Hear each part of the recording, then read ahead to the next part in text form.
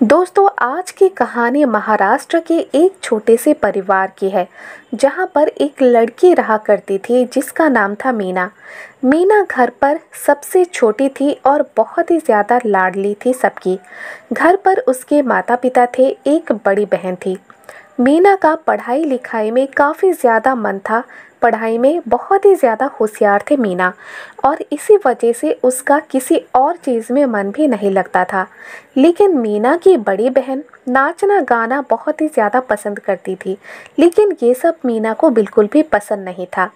मीना की कॉलेज की पढ़ाई चल रही थी और कॉलेज की पढ़ाई के सिलसिले में उसे अपने शहर से कहीं और जाना पड़ा।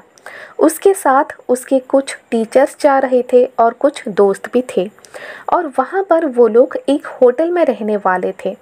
माता पिता क्योंकि मीना को बहुत ही ज़्यादा प्यार करते थे, बड़ी बहन भी काफ़ी ज़्यादा प्यार करती थी, तो जो कुछ भी मीना कहती वो सब कुछ वो लोग मान लेते। तो मीना ने कहा कि मुझे भी अपने दोस्तों के साथ और अपने टीचर्स के साथ जाना है, तो इसलिए माता पिता ने कहा हाँ ठीक है तुम जाओ, और वो भी पढ़ाई के सिलसिले में, जिसे कोई भी मना नहीं कर सकता था। तो एक दिन मीना अपने दोस्तों के साथ निकलती है और उसके साथ कुछ टीचर्स भी होते हैं। वो लोग मीना के होम टाउन से निकलकर तकरीबन 100 किलोमीटर की दूरी पर एक जगह पर आकर पहुंचते हैं जहां पर उन्हें कुछ पढ़ाई के सिलसिले में रिसर्च करना था। तो वहाँ पर एक होटल में काफ़ी सारे कमरे भी उनके लिए बुक किए गए थे और वहीं पर सभी लोग रहने वाले थे। जितने भी बच्चे गए थे मीना के साथ, उसके दोस्त, सबको अलग अलग कमरे दिए गए और मीना को भी एक कमरा मिला। लेकिन मीना को ये नहीं पता था कि उस कमरे में जो रहस्य है वो उसकी जान लेने वाला है। मीना पहले तो बहुत बार घूमने जा चुकी थी, लेकिन अपने माता पिता और अपनी बड़ी बहन के साथ ही गई थी। अपने दोस्तों के साथ वो कभी भी बाहर ऐसे नहीं आई थी, तो उसे बहुत ही ज़्यादा अच्छा लग रहा था। और जब वो होटल के कमरे में प्रवेश करती है और अपना सामान सब रखना शुरू करती है अलमारी में, तो अलमारी में उसे एक ड्रॉयर नज़र आता है और वो उस ड्रॉयर को खोल देती है। उस ड्रॉयर में एक दुपट्टा रखा हुआ था और वो दुपट्टा काफ़ी ज़्यादा खूबसूरत भी था। तो मीना को लगा कि हो सकता है कि इस कमरे में कोई लड़की पहले रही हो, जिसने कि अपना दुपट्टा यहाँ पर छोड़ के गई हो, भूल गई हो। तो मीना को वो दुपट्टा देखकर काफ़ी ज़्यादा अच्छा लगता है, क्योंकि काफ़ी ज़्यादा खूबसूरत था दुपट्टा। और उस दुपट्टे को निकाल कर मीना उसे अपने सर पर ओढ़ देती है और आईने के सामने जाकर खड़ी हो जाती है। फिर उसे कुछ अजीब सा एहसास होता है, तो वो उस दुपट्टे को निकाल कर उसी ड्रॉयर में फिर से रख देती है और उसके टीचर्स बुलाने पर वहाँ से चली भी जाती है। दिन भर उसकी पढ़ाई में और रिसर्च में निकल जाता है। फिर रात का समय आता है, खाना खाकर मीना सो जाती है। लेकिन जब रात के 12 बज जाते हैं तब मीना अचानक से उठती है, और अचानक से उठने के बाद वो अपने होश में ही नहीं थी। अचानक से उठने के बाद मीना नाचने लगती है, जो कि नाचना उसे बिल्कुल भी पसंद नहीं, लेकिन वो नाचने लगती है और उसे पता भी नहीं कि उसके साथ क्या हो रहा है। नाचती रहती है पूरी रात, और बहुत ही ज़्यादा थकने के बाद वो उसी फर्श पर सो जाती है। फिर देर से उसकी आंख खुलती है दोस्तों के बुलाने पर। जब वो उठती है तो उसका सर बिल्कुल भारी सा लगता है और उसे समझ में नहीं आता कि वो यहाँ कैसे आई, फर्श पर कैसे लेटी थी। लेकिन जब वो अपने आप को देखती है तो वो उसी दुपट्टे को अपने ऊपर देखती है जिसे उसने ड्रॉयर में रख दिया था। तो वो बहुत ही ज़्यादा डर जाती है। सोचने लगती है कि मैंने तो इस दुपट्टे को ओढ़ने के बाद फिर से उसी ड्रॉयर में रख दिया था, तो फिर ये दुपट्टा मेरे ऊपर आखिर आया कैसे। और उसे कुछ भी समझ में नहीं आता। वो सोचने लगती है कि शायद मैं नींद में इसे बाहर निकाल कर ले आई और फिर भूल गई। फिर मीना दुपट्टे को लेकर उसी ड्रॉयर में रख देती है और फिर तैयार होकर अपनी पढ़ाई के सिलसिले में बाहर निकल जाती है। लेकिन दिन भर उसकी तबीयत बिल्कुल भी ठीक नहीं लगती। सर बहुत भारी लगता है और उसे बहुत ही ज़्यादा थकावट भी महसूस होती है, चिड़चिड़ी रहती है। जब वो शाम को कमरे में आती है, खाना खाती है और फिर सो जाती है, तब तक तो सब कुछ ठीक था और थकावट के वजह से उसे नींद भी आ जाती है। लेकिन फिर से वही बात सामने आती है। जब रात के 12 बज जाते हैं तब अचानक से मीना उठकर नाचने लगती है और नाचते नाचते बहुत ही ज़्यादा थक जाती है और फिर नीचे गिर जाती है। ऐसे 2-3 दिन निकल जाते हैं। फिर एक दिन उसकी एक दोस्त उसके पास आती है और मीना से कहती है कि आज मैं तुम्हारे पास सोऊंगी क्योंकि मुझे अकेले सोना बिल्कुल भी पसंद नहीं। तो वो जो मीना की दोस्त होती है वो मीना के साथ सोने लगती है, लेकिन मीना को ये नहीं पता था कि उसके साथ रात में होता क्या है। फिर जब दोनों दोस्त सो रही होती है तो ठीक रात के 12 बजे मीना उठ जाती है अचानक से और फिर कमरे में नाचने लगती है। और ये सब देखकर वो दोस्त बहुत ही ज़्यादा डर जाती है और पूछती है कि मीना ये तुम क्या कर रही हो। तब मीना नाचना रोककर उस दोस्त की ओर अजीब सी आंखों से देखने लगती है। उसकी आंखें बिल्कुल लाल पड़ चुकी थी और भयंकर सी आवाज़ निकाल कर कहती है कि तुम अभी के अभी मेरे कमरे से निकल जाओ, निकलो, अभी यहाँ से निकलो।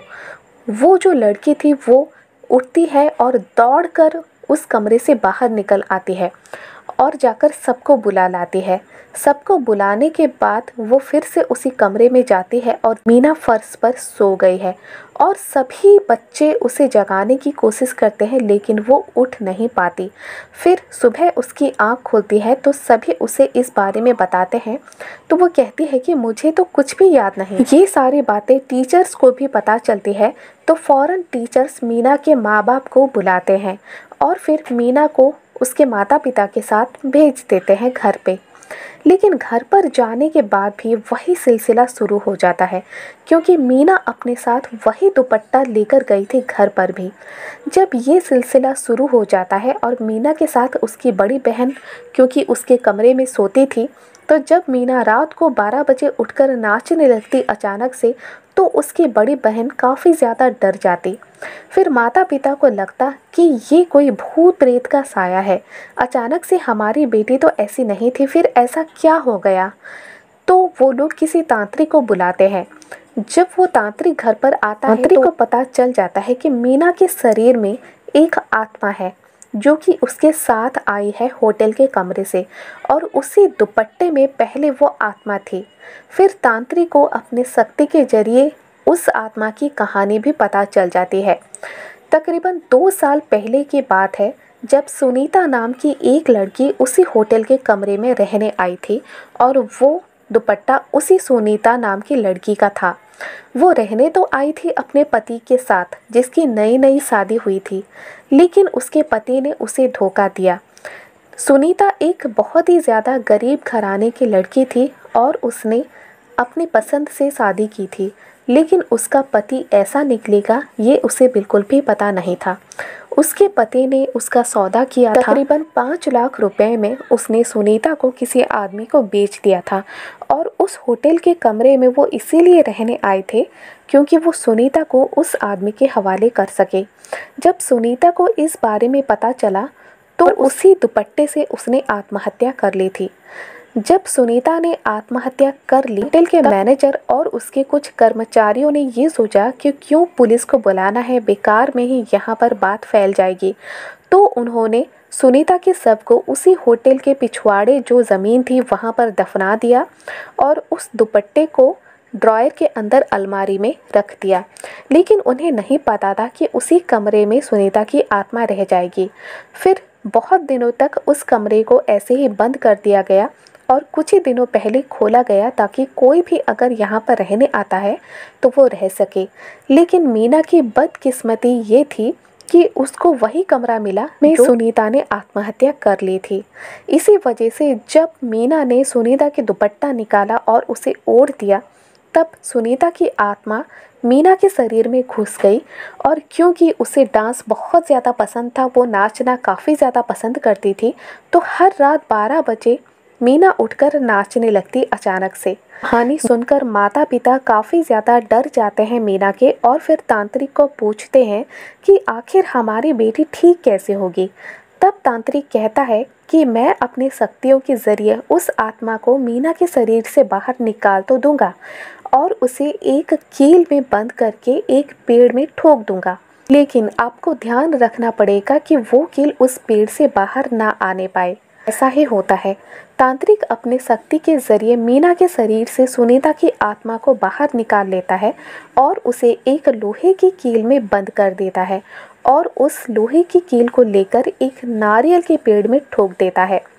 लेकिन कुछ दिनों बाद अचानक से कुछ ऐसा होता है जिसकी वजह से वो कील निकल आती है पेड़ से और ये सब देखकर मीना के माता पिता डर जाते हैं। फिर तांत्रिक को बुलाया जाता है और पूछा जाता है कि अब क्या होगा। तांत्रिक कहता है कि कील तो निकल गई, यानी आत्मा फिर से मुक्त हो गई, लेकिन मीना के शरीर में घुसने के लिए उसे कुछ ऐसा जरिया चाहिए ताकि वो मीना के शरीर में घुस जाए। तो आप लोगों को ख्याल रखना पड़ेगा कि मीना के शरीर से बिल्कुल भी खून ना बहे या फिर थोड़ी भी खरोंच ना आए। बात का ख्याल घर पर सभी ने रखा। कुछ दिनों तक तो सब कुछ ठीक था और सबको लगा कि हो सकता है कि सुनीता की आत्मा कील से निकलने के बाद कहीं और चली गई हो, लेकिन ऐसा नहीं हुआ। वहीं आसपास भटकती रही सुनीता की आत्मा और ये सोचती रही कि आखिर मैं मीना के शरीर में प्रवेश कैसे करूँगी। फिर एक दिन अचानक से मीना बाथरूम में गिर जाती है और उसे चोट लग जाती है। उसके हाथ से खून बहने लगता है और उसी चोट के ज़रिए ही सुनीता की आत्मा मीना के शरीर में घुस जाती है। सभी लोग निश्चिंत थे क्योंकि कुछ दिनों से ऐसा कुछ भी नहीं हुआ था जिससे कि किसी को भी चिंता हो। तो जब मीना की माँ खाना बना रही थी, उसके पापा टीवी देख रहे थे और उसकी बड़ी बहन अपने कानों में ईयर कॉर्ड लगाकर गाने सुन रही थी, तो उसी समय मीना के शरीर में सुनीता की आत्मा घुस जाती है और फिर जाती है एक कमरे में, अंदर से दरवाज़ा बंद कर देती है और अपने ऊपर घासलेट छिड़कती है, फिर माचिस लगाकर जला देती है खुद को। सुनीता की आत्मा तो मुक्त हो जाती है, इसके साथ मीना का शरीर भी जल जाता है, जिसकी वजह से मीना की मौत हो जाती है। और माता पिता और बड़ी बहन देखकर ये सब रोने धोने लगते हैं क्योंकि उनकी लाडली बेटी की मौत हो चुकी थी। और ये सिर्फ़ और सिर्फ किस लिए हुआ, क्योंकि सुनीता की आत्मा जिस कमरे में थी उसी कमरे में मीना को ठहराया गया था। इस घटना के बाद मीना के माता पिता और उसकी बड़ी बहन उस घर को छोड़कर कहीं और चले जाते हैं रहने के लिए। और मीना के माता पिता इस घटना से इतना ज़्यादा डर जाते हैं कि उन्होंने अपनी बड़ी बेटी को कभी भी किसी होटल में ठहरने के लिए भेजा ही नहीं। तो दोस्तों, आज की कहानी अगर आपको ज़रा भी पसंद आए तो लाइक शेयर सब्सक्राइब करना बिल्कुल भी ना भूलें।